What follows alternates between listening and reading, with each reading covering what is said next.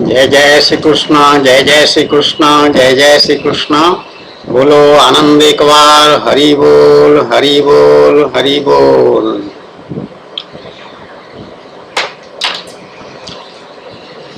आज 3 सितंबर 2013,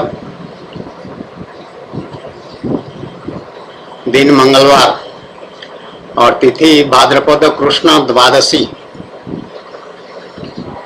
मैं दूसरी राधा कृष्ण प्रिया कृष्णानंद डीके पंडा पूर्व आईजी पुलिस, मेरे स्वामी मेरे पतिदेव कमल नयन श्री कृष्णचंद्र के चरणार बिंद में कोटि कोटि प्रणाम।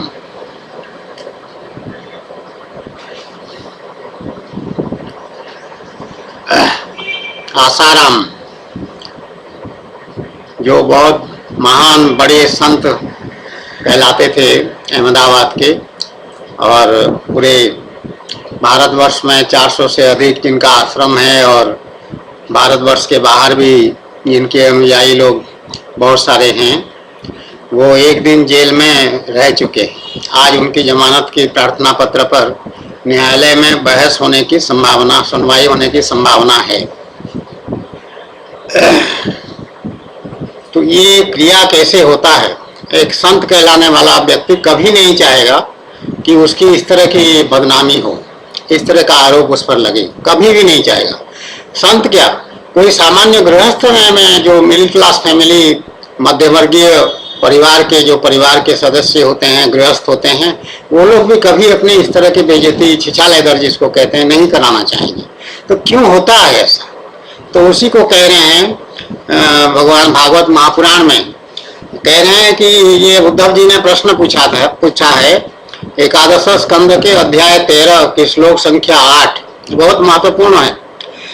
उद्धव जी पूछ रहे हैं भगवान श्री कृष्णचंद्र से, भगवान प्राय सभी मनुष्य इस बात को जानते हैं कि विषय विपत्तियों का घर है, फिर भी वे कुत्ते, गधे और बकरे के समान दुख सहन करके भी उन्हीं को ही भोगते रहते हैं।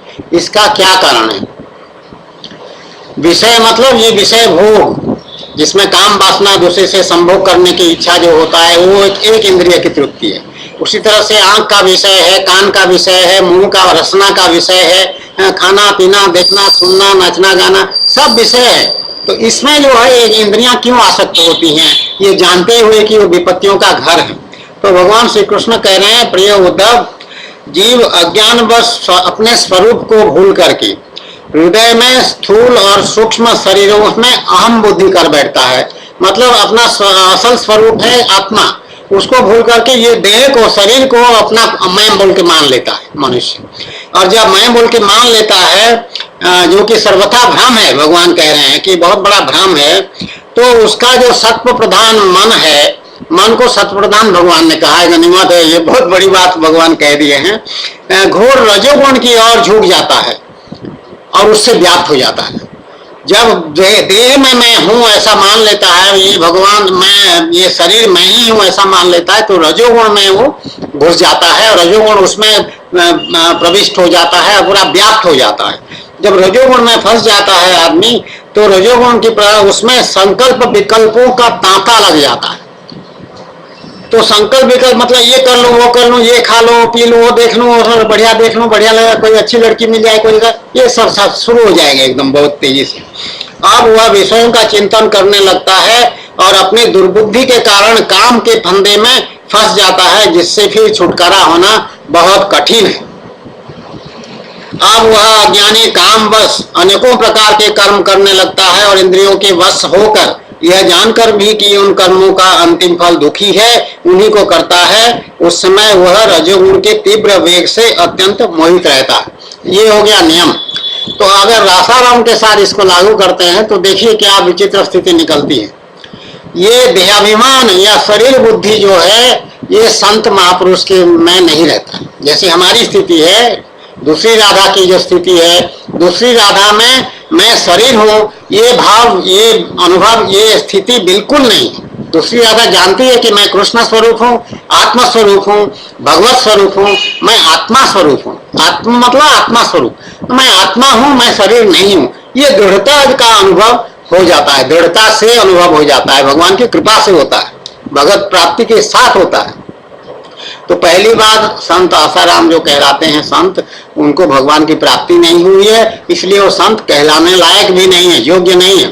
और दूसरी बात, वो देहाभिमान में स्थित हैं, शरीर बुद्धि में स्थित हैं। तो शरीर बुद्धि में रह करके वो आडंबर कर रहे हैं, ढोंग कर रहे हैं भगवान का संत बनने का, और भगवान की कुछ प्रवचन आदि भी कर लेते हैं, नाच गाना भी कर लेते हैं, मनोरंजन भी कर लेते हैं लोगों का, और ये सब ढोंग है।